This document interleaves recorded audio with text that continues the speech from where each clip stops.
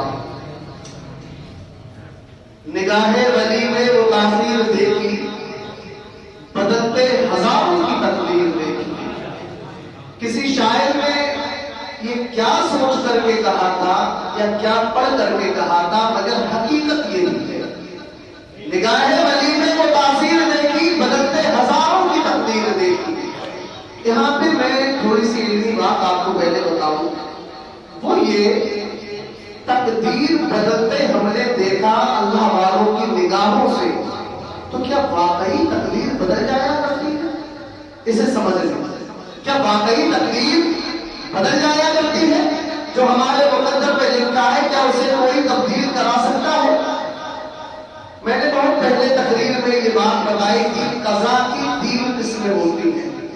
قضا کی 3 قسمیں ہوتی ہیں. قضا کا مطلب ہوتا ہے کوئی بھی فیصلہ. مثال کے طور پہ آپ کے بارے میں اللہ رب العزت کے علم میں ایک فیصلہ ہے کہ اس بندے کو فلاں جگہ پھانسی لگا دی جائے گی، فلاں وقت میں فلاں جگہ پھانسی لگا دی جائے گی. یہ آپ کی تقدیر میں لکھا ہوا ہے. مگر اس فیصلے کو لکھنے کے 3 طریقے ہو سکتے ہیں.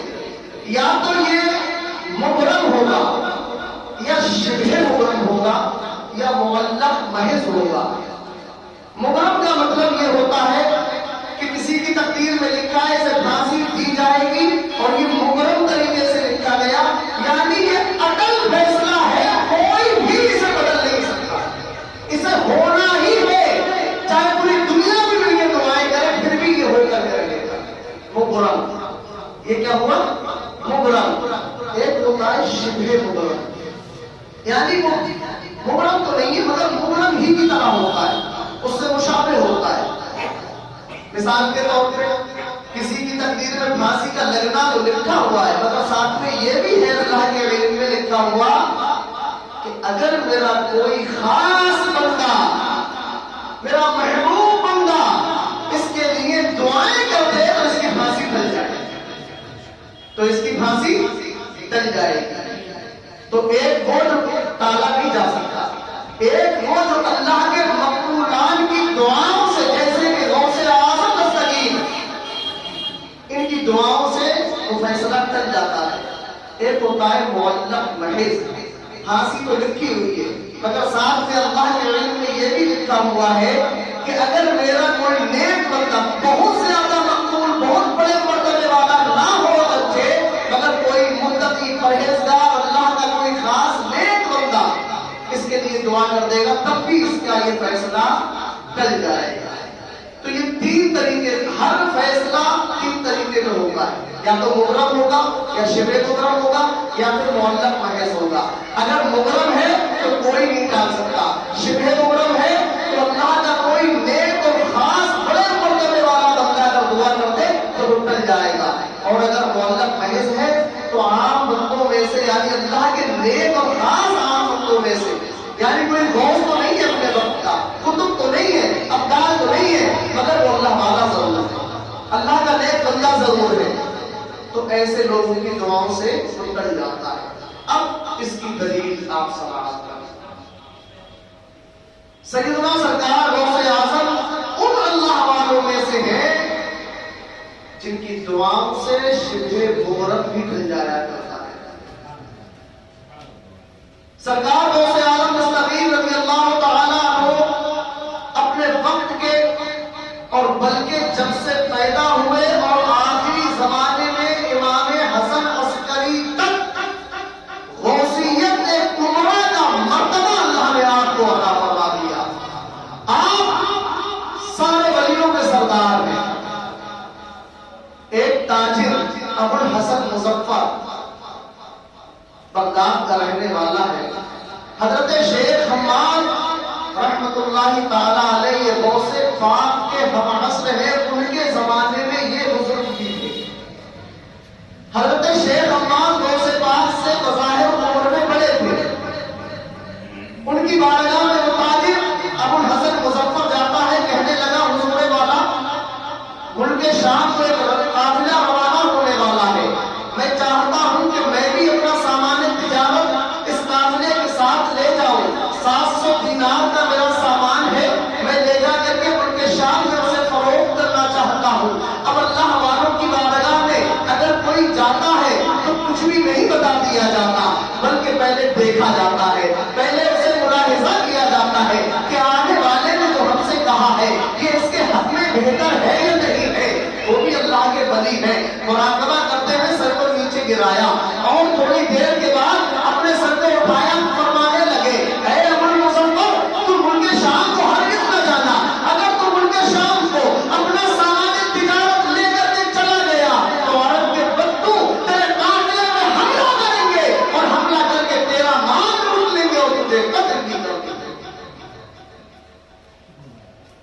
वालों की निगाहों से ये चीजें छुपती नहीं है, बल्कि वो तो अब लौह पे जो लिखा हुआ है उसे भी पढ़ लिया करते हैं।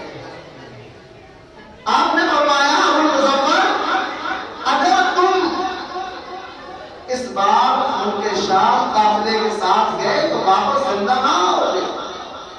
मान लो पता भी लूटा जाएगा, जान भी चली जाएगी, तुम्हें कत्ल कर दिया जाएगा।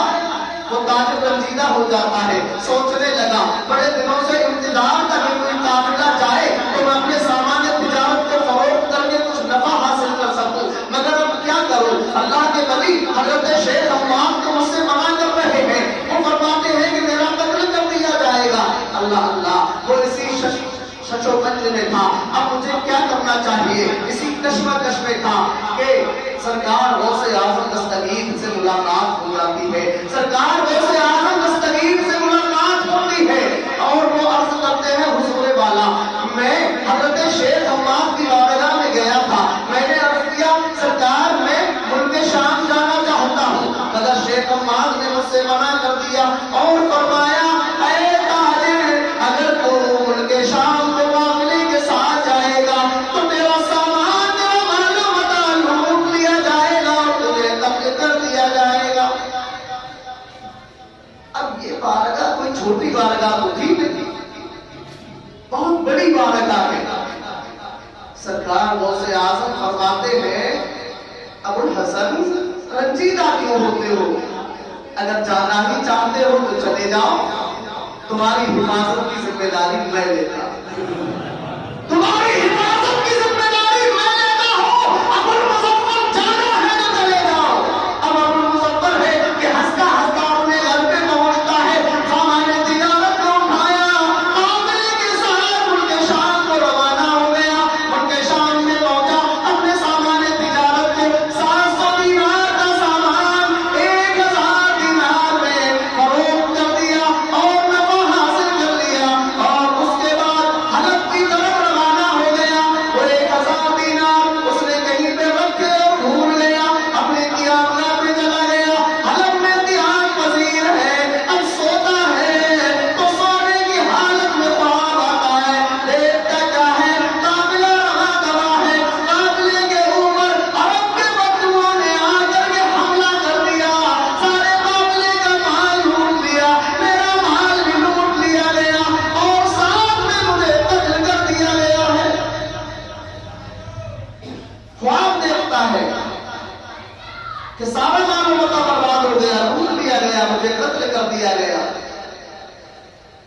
अबुल मुज़फ्फर का बयान है, वो कहते हैं जैसे ही मुझे कत्ल करने के लिए कोई बड़ा मेरे दरबार या जो चीज भी लगी, अचानक मेरी आंख खुल गई, घबराया हुआ है, परेशान है, पसीने पसीने है, आखिर ये मामला क्या है।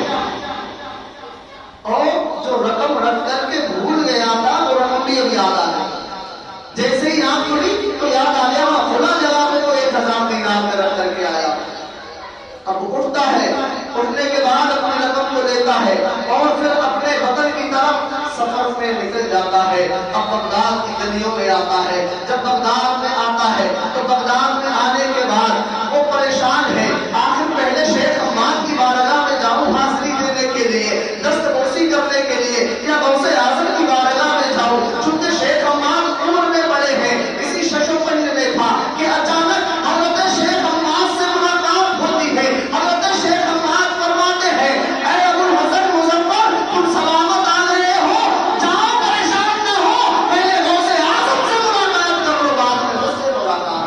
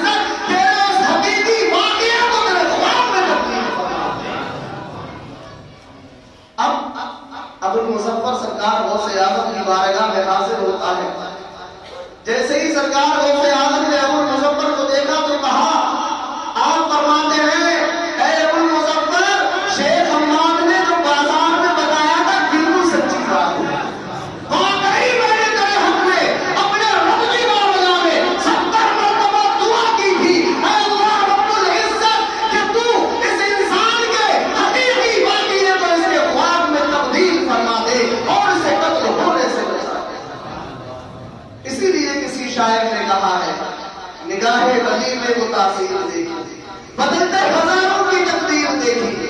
ابو المظفر کی قسمت میں اس کی تقدیر میں تو لکھا ہوا تھا کہ جب وہ قافلے میں جائے گا قتل کر دیا جائے گا، مگر ادھر غوث اعظم ہے، اپنے ہاتھوں کو اٹھا لیا اور اٹھانے کے بعد عرض کرتے ہیں اے بار الہ، میرے پاس تیرا بندہ آ گیا تھا، دعاؤں کے لیے کہہ دیا ہے، اب میرے ہاتھ اٹھے ہیں، میرے رب مجھے رسوا نہ کرنا. اب اس کے حقیقی واقعے کو، اس کے قتل کو اس کے خواب میں تبدیل فرما دے اور اس کی جان کی حفاظت فرما. تو اللہ والوں سے دعائیں کرانے کا یہ نتیجہ اور یہ فائدہ ہوا کرتا ہے. اللہ والوں سے محبت کا یہی ثمرہ ہوتا ہے کہ اگر کچھ غلط بھی ہونے والا ہو تو ان کی دعاؤں سے اتر جایا کرتا ہے. سرکار غوث اعظم کی شان بڑی نرالی ہے. ایک صاحب حاضر ہوئے، حاضر ہونے کے بعد عرض کرنے لگے حضور والا، آپ کی بارگاہ وہ بارگاہ ہے جہاں لوگوں کی حاجت روائی کی جاتی ہے، جہاں لوگوں کی حاجتوں کو پورا کیا جاتا ہے. سرکار میں آپ کی بارگاہ میں آیا ہوں، میرے گھر میں کوئی بیٹا نہیں ہے. سرکار غوث اعظم کی بارگاہ میں عرض کرتا ہے اب اگر کوئی سرفراہ ہوتا تو وہ فوراً یہ کہتا کہ بھائی بیٹا یا بیٹی دینا یہ تو اللہ کی جانب سے ہے، تو غوث اعظم کی بارگاہ میں کیوں گیا؟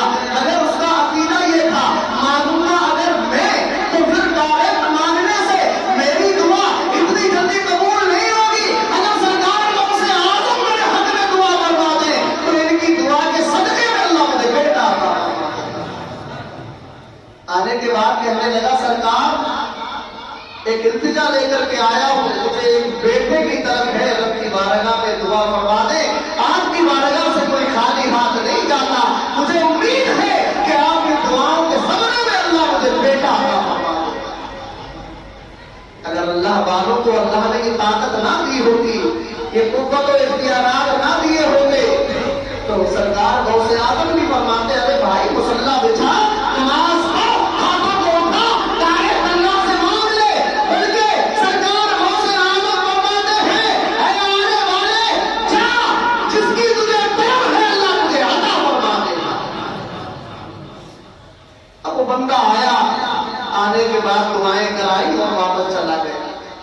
اب شب و روز گزرتے رہے، روزانہ سرکار غوث اعظم کی بارگاہ میں حاضری دیتا رہا، آتا رہا، نمازیں پڑھتا رہا. ایک دن، دو دن، مہینہ، دو مہینہ، یہاں تک کہ 9 مہینے بیوی حمل سے ہوئی اور پھر 9 مہینے کا وقت گزرا اور جب ولادت کا وقت قریب آیا تو اس کے دل میں تو یہی بات تھی کہ اللہ مجھے بیٹا عطا فرمائے گا، کیونکہ سرکار غوث اعظم نے فرمایا ہے کہ جو تو چاہتا ہے اللہ مجھے عطا فرما دے گا. مگر قدرت الہی کو دیکھیں، اس کے گھر میں بیٹا نہیں بیٹی پیدا ہوتی ہے.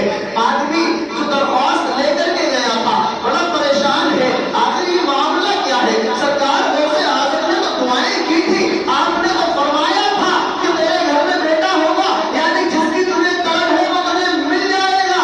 مگر میرے گھر میں تو بیٹی پیدا ہوئی ہے. اب بیٹی کو اٹھاتا ہے اور رنجیدہ رنجیدہ سرکار غوث اعظم کی بارگاہ میں جاتا ہے، عرض کرتا ہے السلام علیکم حضور والا، آپ سے تو میں نے عرض کیا تھا مجھے بیٹے کی طلب ہے، مگر میرے گھر میں تو بیٹی پیدا ہو گئی ہے. اب بھی سرکار غوث اعظم نے یہ نہ کہا اے انسان یہ اللہ کی جانب سے ہے میں کیا کر سکتا ہوں، بلکہ فرماتے ہیں اگر تیرے گھر میں بیٹی پیدا ہوئی ہے تو اسے کپڑے میں لپیٹ لے، اپنے گھر کو لے کر کے چلا جا اور پھر اللہ کی قدرت کا کرشمہ دیکھنا. وہ انسان اپنی بیٹی کو کپڑے میں لپیٹ کر کے اپنے گھر کو لے کر کے جاتا ہے اور گھر جانے کے بعد جب کپڑے کو ہٹاتا ہے تو اس کی نگاہوں نے دیکھا کیا تھا؟ وہ دیکھتا ہے اب وہ بیٹی نہیں بلکہ غوث اعظم کی دعا سے بیٹا بچا ہے.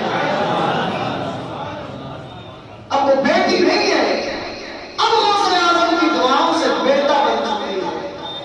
اور میں سمجھتا ہوں یہ تو اس سے بھی بڑی کرامت ہے کہ دعاؤں سے صرف بیٹا ہوتا، اس سے بڑی کرامت یہ ہے کہ بیٹی پیدا ہوئی اور سرکار غوث اعظم کی دعا پر اللہ نے اسے بیٹے میں تبدیل فرما دیا. تو یہ شان ہے میرے غوث اعظم کی، ان کی شان کو کیا بیان کیا جا سکتا ہے. سینکڑوں ہزاروں روایات ایسی ہے کہ دل باغ باغ ہو جاتا ہے جب ہم اپنے اللہ والوں کی طاقت طاقت و قوت کے بارے میں پڑھتے ہیں، ان کے اختیارات کے بارے میں پڑھتے ہیں. آپ کی شان کیا ہے؟ سرکار غوث اعظم فرماتے ہیں کہ ایک مرتبہ میں بغداد میں تخت پر بیٹھا ہوا تھا، تخت پہ بیٹھے ہوئے تھے. آپ فرماتے ہیں کہ یکایک اچانک میری نگاہوں نے دیکھا، خواب کی حالت میں نہیں، بیداری کی حالت میں. آپ فرماتے ہیں میں نے دیکھا کہ مدینے کے تاجدار نبی آخر الزماں اور ان کے ساتھ میں حضرت موسیٰ نبی علیہ الصلوۃ والتسلیم دونوں گھوڑوں پہ سوار میری طرف آ رہے ہیں. اللہ کے رسول اور حضرت موسیٰ علیہ السلام دونوں حضرات گھوڑوں پہ سوار میری طرف آ رہے ہیں. سرکار غوث اعظم فرماتے ہیں جب اللہ کے رسول میرے قریب پہنچنے والے تھے اس وقت فرماتے ہیں حضرت موسیٰ علیہ السلام سے، یا موسیٰ احاجرا رجل فی امتک، اے موسیٰ کیا تیری امت میں ایسی شان والا کوئی انسان گزرا ہے؟ حضرت موسیٰ عرض کرتے ہیں لا یا رسول اللہ، اے اللہ کے حبیب ایسی مرتبے والا، ایسی شان والا، ایسی فضیلت والا کوئی بھی انسان میری پوری امت میں نہیں گزرا. اللہ نے دو مرتبہ عطا فرمایا غوث اعظم. اور پھر یہی نہیں بلکہ اللہ کے رسول تشریف لائے، سرکار غوث اعظم نے دستبوسی فرمائی، آنکھوں سے دیدار کیا. اس کے بعد نبی اکرم نے حلے کرامت آپ کو پہنایا اور اس کے بعد وہاں سے تشریف لے گئے. سرکار غوث اعظم فریاد رس ہیں. اگر ہم پریشانی کے وقت میں سرکار غوث اعظم کو دل سے پکارے تو پھر فوری طور پہ آپ ہماری مدد فرماتے ہیں. اگر کسی مصیبت میں آپ پھنس جائیں اپنے دل کی تختی میں نقش کر لو اس جملے کو، عقیدت رکھو غوث اعظم سے. اور اگر کوئی بہت بڑی پریشانی آ جائے، کبھی کوئی خطرہ محسوس ہو تو دل سے یا غوث اعظم دستگیر پکار لینا. خدا میرا یہ یقین ہے وہ پریشانی آپ فوراً ختم ہو جائے گی اور آپ کی جان و مال کی حفاظت ہو جائے گی. ایک عورت ہے سرکار غوث اعظم کی بارگاہ میں آتی ہے، بیعت ہوتی ہے، مریدہ بن جاتی ہے.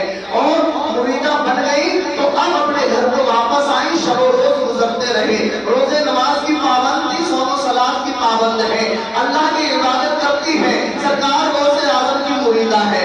اللہ اللہ ایک دن وہ قضائے حاجت کے لیے گھر سے باہر نکلتی ہے. ایک فاسق و فاجر انسان کی نگاہ ان کے اوپر پڑ جاتی ہے اور وہ فاسق و فاجر انسان ان نیک خاتون کے اوپر شیدا ہو جاتا ہے، فریفتہ ہو جاتا ہے اور بدکاری کرنے کا ارادہ کر لیتا ہے. اب وہ اللہ کی نیک بندی ہے، سرکار غوث اعظم کی مریدہ ہے، تو قضائے حاجت کے لیے ایک دن نکل کر کے گئی. پہلے گھروں میں قضائے حاجت کا انتظام نہیں ہوا کرتا تھا، باہر نکل کر کے جانا پڑتا تھا، جنگل میں پہاڑ کی کوہ میں جانا پڑتا تھا. اب وہ مریدہ ہے، وہ بھی قضائے حاجت کے لیے نکلتی ہے. یہ فاسق و فاجر ان کے پیچھے لگ جاتا ہے اور پہاڑ کی کوہ کے اندر، ایک غار کے اندر اس عورت کو پکڑ لیتا ہے. بدکاری کرنے کا ارادہ رکھتا ہے مگر وہ عورت ہے، اسے یقین کامل تھا اگر میں اپنے پیر و مرشد کو یعنی سرکار غوث اعظم کو پکاروں گی تو اگرچہ میں بہت دوری پر ہوں، وہ اپنے مدرسے یا گھر میں ہوں گے، میں جنگل میں پہاڑوں کے درمیان ہوں، مگر وہ پکارتی ہے یا غوث اعظم دستگیر المدد، یا غوث اعظم دستگیر المدد. یہ جملے پکارنا تھے. روایت و ہدایت میں نے خود اپنی آنکھوں سے دیکھ کر کے کتاب میں پڑھا ہے. سرکار غوث اعظم مدرسہ نظامیہ کے اندر وضو فرما رہے تھے اور وضو کے بعد جو کھڑاؤں یعنی لکڑی کی چپلیں آپ جو پہنا کرتے تھے وہ آپ کے قریب پڑی تھی. ادھر پہاڑ کی خار میں مریدہ پکارتی ہے یا غوث اعظم دستگیر. ادھر غوث اعظم سرکار اپنے مدرسے میں اس کی فریاد کو اتنی دوری پہ سن لیتے ہیں. اپنے پہننے والی کھڑاؤں کو اٹھایا، اٹھانے کے بعد ہواؤں میں